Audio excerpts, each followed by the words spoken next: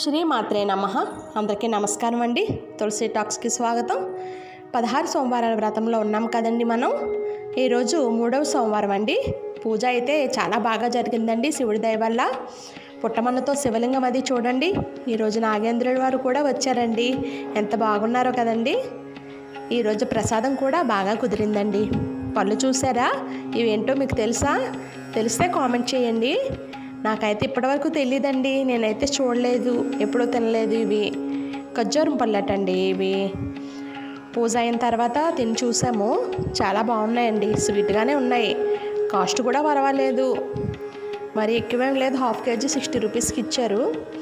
ఎలా ఉంటాయో ఏంటో అనుకున్నాం, కానీ కొత్త ఫలం కదా, అమృత ఫలం అని కూడా అంటారట, అందుకని తీసుకున్నాను. ఇవి తినడం హెల్త్కి కూడా మంచిదేనటండి. ఖర్జూరం కదా, చాలా విటమిన్స్ ఉంటాయట, మంచిదేనట. ఎప్పుడైనా మీకు దొరికితే టేస్ట్ చూడండి, బాగానే ఉన్నాయి. ఇక ఈరోజు పూజ అయితే ఇలా జరిగింది.